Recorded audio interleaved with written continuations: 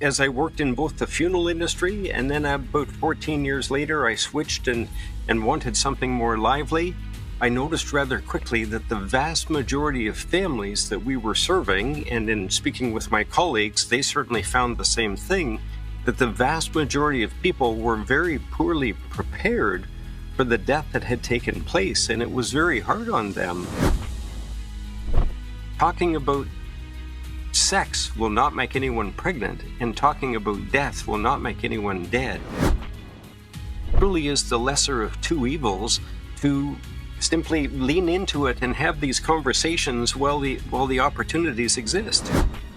After a career of stressing to other people about the vital importance of having their final affairs in order, and then finally figuring out the best way for me to share that message and inspire other people by creating a book, 2 months after I published it, I was diagnosed with a large brain tumor. How did you feel at that point? Hard to explain, but I was...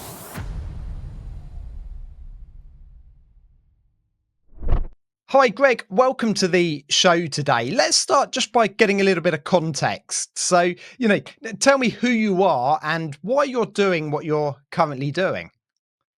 Well, my name is Greg Barnsdale. I'm an author, funeral director, a certified financial planner, certified executive advisor, hospice volunteer, and death doula who has worked in many different roles regarding end-of-life issues. And I've published a book to help inspire other people, Matt, to lean into these types of planning issues while minds are clear and time is plentiful.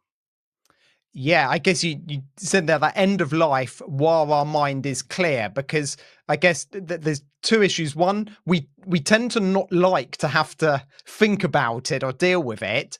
But then when we come around to a time when we do, we're often potentially much older. Maybe we're suffering from an illness, and therefore our mind maybe isn't as clear as it was when we should have been planning. Is that what you find? Yes, exactly. When I first started working, Matt, in the funeral industry, which was my first career back in the 80s, I noticed rather quickly that the vast majority of families that we were serving, and in speaking with my colleagues, they certainly found the same thing, that the vast majority of people were very poorly prepared for the death that had taken place. And it was very hard on them compared to the situations where there was more communication that took place in advance. It was much easier on the families. Yeah, so I guess that then led you into this journey of trying to support people and trying to help people, because you're saying, do the majority not have their affairs in order then? Exactly. Yes. I have found, as I worked in both the funeral industry and then about 14 years later, I switched and wanted something more lively, as I sometimes joke with people, and I joined the financial planning industry and found the same type of reluctance to talk about these sorts of things in that field too. Is that one of the issues then, that the reason people aren't organized is because we don't like to talk about it? Well, I think that's one reason, Matt, and I think, as you can imagine, people's situations vary immensely. There could be a situation where a family business is involved, or the situation could be very straightforward. But I think regardless, though, many people find it overwhelming. And whether that's strictly from an emotional sense or from the sense of the situation and being very involved, as I said, if a family business is part of the picture, but the lesser of two evils is really just being proactive in talking about these sorts of things and planning around them, and especially having a valid will in place is vitally important. But it's much easier to have these conversations, as I said, when times are normal, as opposed to putting them off, because we don't know when death will strike.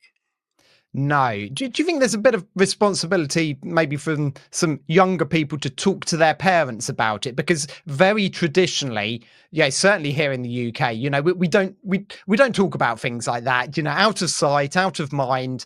But the younger generation are slightly more open to things, and perhaps they need to be having those conversations.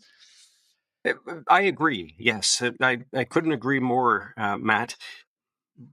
But I have seen situations as well, especially working as a financial advisor, where I told all of my clients what I used to work at, and I'm still a funeral director today.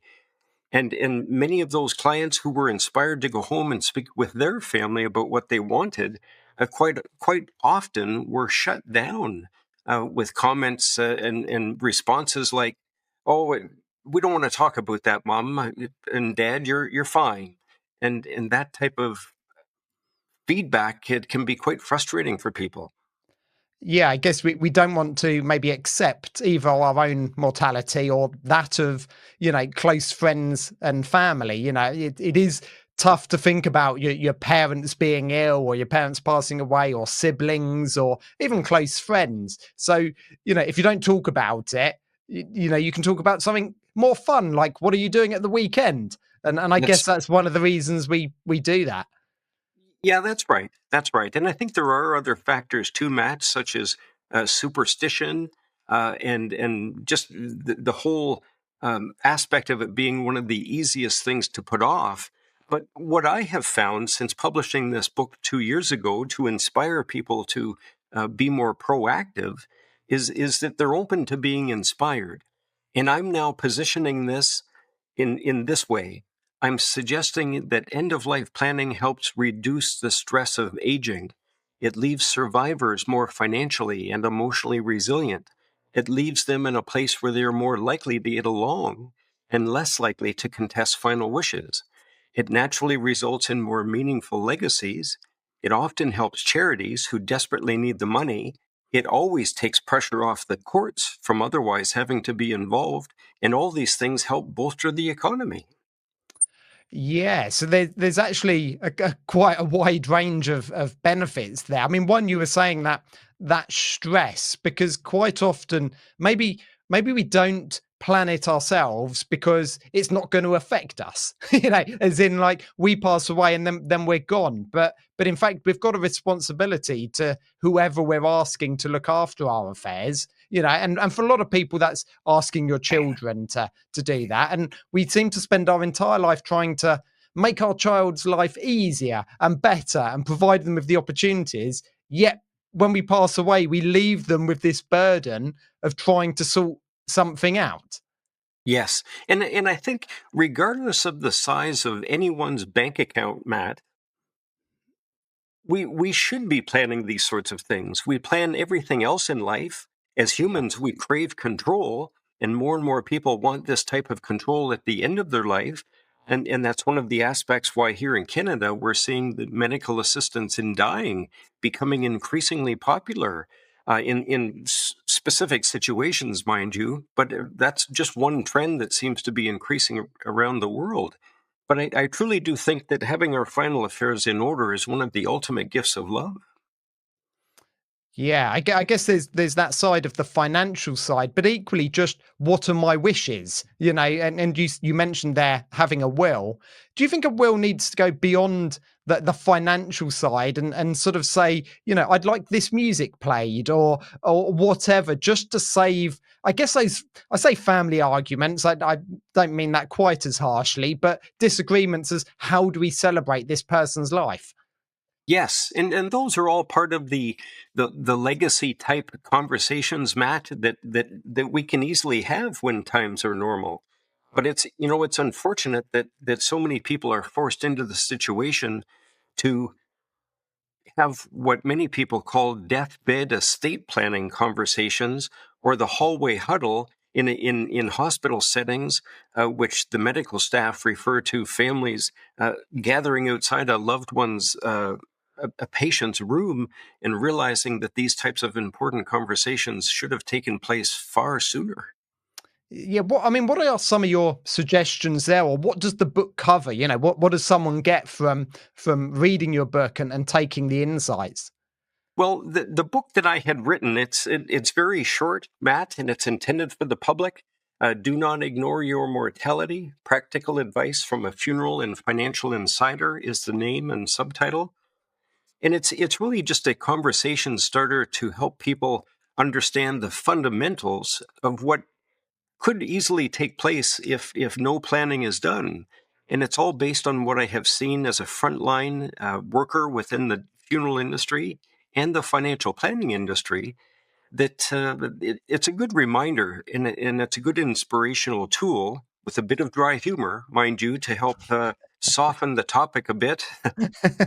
But it's intended to inspire people to pull out their will and read it, and if they don't have a will, to realize the importance of having such a document in place.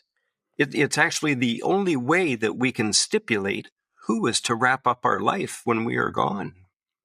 I guess lots of us sort of have this, maybe unrealistic fantasy of we're going to grow old, it's all going to be nice, and everything's calm. But actually, we don't really know how long we've got, and we wish everyone a long and fruitful life. But people do die early. People do suffer from ill health. People do, have accidents. And we never know when that's coming. So it's not a case of, oh, I'll do that when I'm a bit older. Actually, you don't know when you're going to end up sort of leaving this world. Well, that's exactly right. And I often share this with people, Matt, and it really makes people consider that specific point about the delicate nature of life. But after I had worked in the financial services industry for a number of years, I actually went back to the funeral industry, and I worked as a supervisor at one of the largest mortuaries here in Canada. And that organization, in one way or another, was involved in over 100 deaths each and every day. Wow. It is hard to imagine, but being involved in that type of role and working closely with forensics and police and so on, and seeing the types of situations where life does end very quickly for some people, it's a reminder that I think most other people would not, I guess, appreciate because they hadn't seen it or witnessed it. But death truly is all around us. But many people are tuned out. And when they turn on the news or the computer and hear about things happening in their towns or cities or even in other parts of the world, we tend to think that that will happen to other people and not to us. Yes, but things do happen to us, and in fact, after writing your book, you suffered some ill health yourself that could have been very critical. So I mean, talk me through that. Yes. After a career of stressing to other people about the vital importance of having their final affairs in order, and then finally figuring out the best way for me to share that message and inspire other people by creating a book, 2 months after I published it, I was diagnosed with a large brain tumor. Okay, I mean, how did you feel at that point? Shocked. I mean, how did that come about? How did you find out? Were you feeling unwell or? Well, it all started with a ringing in my left ear. And this was shortly after the pandemic started, and I had one of those deep nasal swabs to see if I was infected or not. And immediately after that, the next day, I started getting a ringing in my left ear. And I had mentioned it to my wife, and my hearing seemed to be fading a little bit. I got a hearing test, and sure enough, I had suffered some hearing loss. But a short time after that, I was visiting my general physician, talking to him about a sore neck. And I had an MRI done just prior to that. And it was he that had disclosed to me that I had a large brain tumor. And he wouldn't tell me if it was cancerous or not because he didn't know. He had referred me to a specialist, and by the time I got home, the specialist's office was calling me, asking me to come in rather quickly, and I assumed it was cancerous. That, shortly after I told my wife about this, and after keeping it from her for 3 days, which I guess I shouldn't have done, but I wasn't sure how to tell her. I didn't want to ruin her day or ruin her sleep. And I finally told her. And shortly after that, I recorded a short video that I put online because I felt I should be transparent with what I was going through. And it went viral. That one video has now been viewed over 1.7 million times. I mean, what were you going for, or your thoughts at that point? Well, it really felt surreal, Matt. It's hard to explain, but I was very relieved that I had my affairs in order. I had my beneficiary designations up to date. I had my life insurance up to date, and my will and such, and my power of attorney, my medical directive. So it was a comfort that way. But I distinctly remember writing in the book, when I was creating the manuscript, about how difficult it would be to scramble to have one's final affairs in order while also dealing with a major health issue at the same time, not knowing that I had a large tumor growing within my skull. Okay, yeah, of course, because you were writing this without knowing that, and then it suddenly got sprung upon you. I mean, what happened after they'd sort of told you, and yeah, what was the process then? What have you been through? Well, I truly do feel very lucky, Matt. I've had the tumor removed 2 years ago, and they couldn't remove all of it. Some of it they had to leave because it was tightly wrapped around several facial nerves of my brainstem. But I feel good. I can feel a bit of pressure in my skull, and I've lost all hearing in my left ear. But it could certainly be much worse. Yeah, and again, this is something that you weren't aware of. It got sprung upon you, and luckily you did have some stuff in place. But it just shows that these things can creep up on you at any time.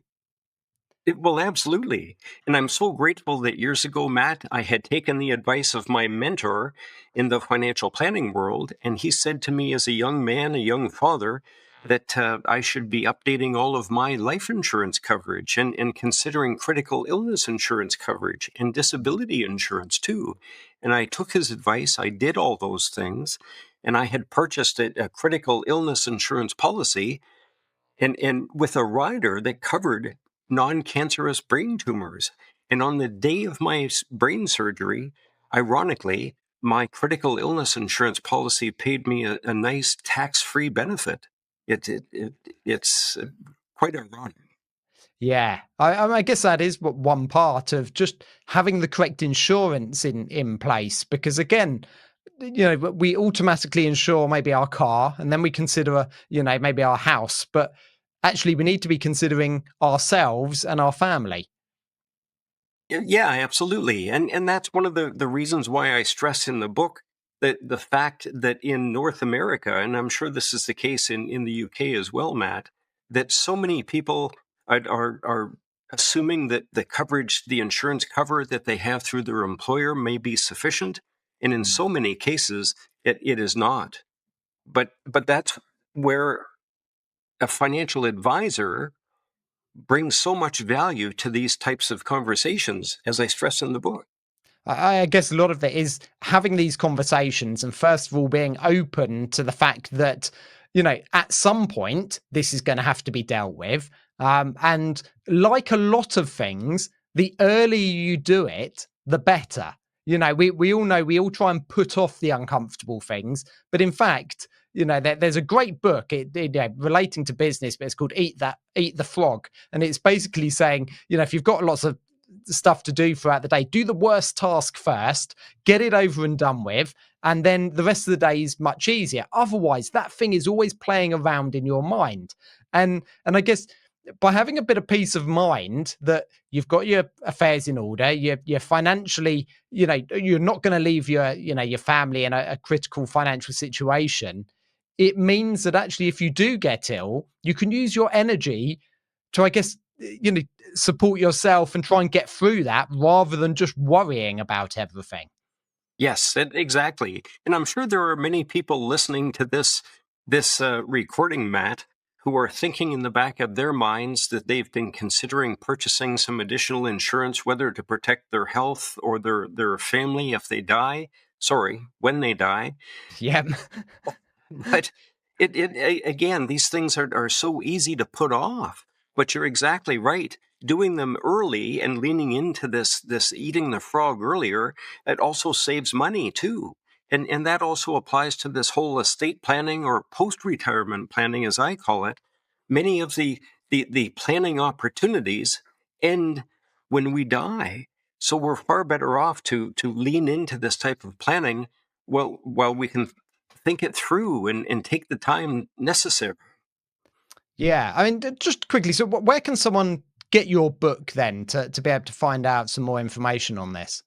Well, it can be found pretty well everywhere, Matt. It can be found on Amazon and Barnes and Noble and Apple and iTunes. It's also available in audiobook format. But I often suggest to people that they simply just go to my website, do not ignore your mortality.com.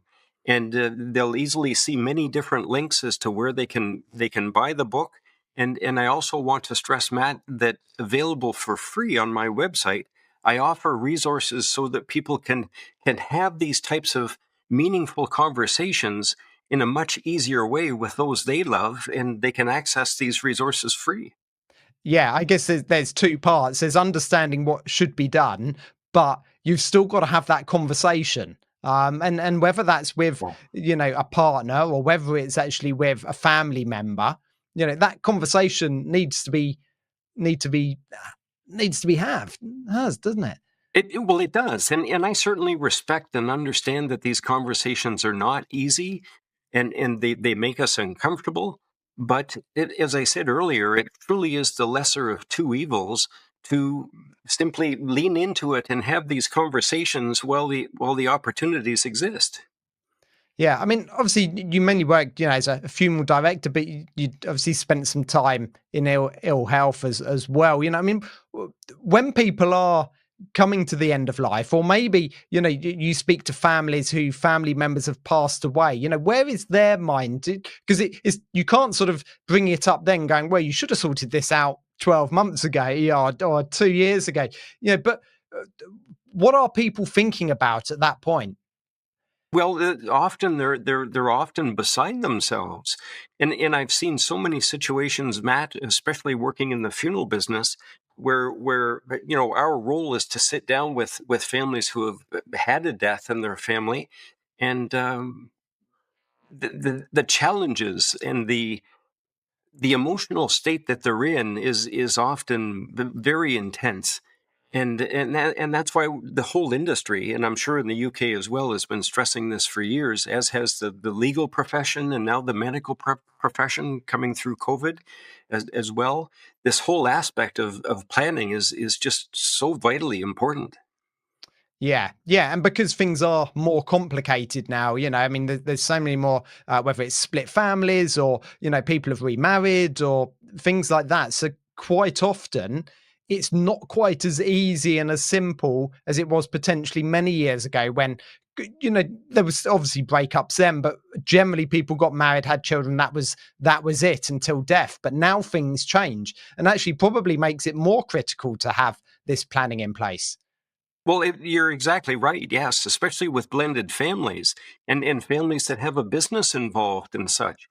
The rules based on estate planning, as per the jurisdiction that applies to the area where you have been living, these rules change from time to time. And I know here in Canada, the estate planning rules over the last number of years, Matt, have changed significantly. Yeah, and I guess there can also be some tax implications. Certainly here in the UK, we have inheritance tax, and there are things people can do to support that. Different ways to plan for the future. I mean, at the moment, there's lots of conversations. We've had some changes with regard to family farms and things like that. But I guess all of this involves planning. Well, it does, yes. And we all want to save money. We all want what is best for those that we love. And really, the best solution is to lean into this planning, know what the basics are of the rules per the jurisdiction where you live and how they apply to your situation. And basically engage the people from the financial industry and the legal industry that you need. But by the way, Matt, I also bring up in my book about how people can actually set up a will online, but there are cautions with that. Yeah, I guess with anything, there is lots of free information out there, but because things often change and change quite regularly, actually sometimes it might be better paying someone to help make sure everything is up to date because you don't want to do something that isn't relevant anymore.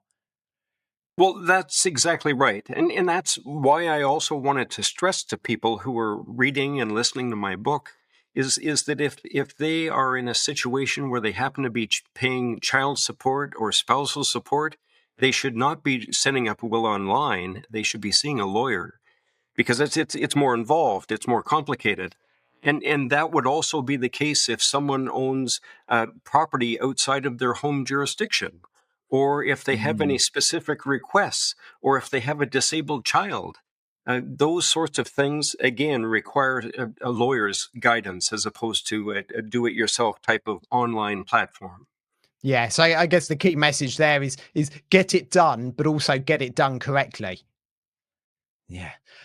Greg, thank you so much for chatting to me today. I've really enjoyed sort of hearing about that. And we've kept this fairly short and concise to deliver that message that actually there's almost, your legacy should be leaving things in a good position for your loved ones. Quite often we think about passing away and just handing down money, but actually reducing stress is equally as important, regardless of what you're leaving anyone on a financial or, sort of asset basis. Yes, you're exactly right, Matt. And as Gail Rubin from New Mexico often says, she's a very popular death doula in the U.S. One of her key slogans is this: talking about sex will not make anyone pregnant, and talking about death will not make anyone dead. I like that as a saying. Greg, thank you so much. Is there any final message you want to say before we sign off today? Because I really have enjoyed your insights.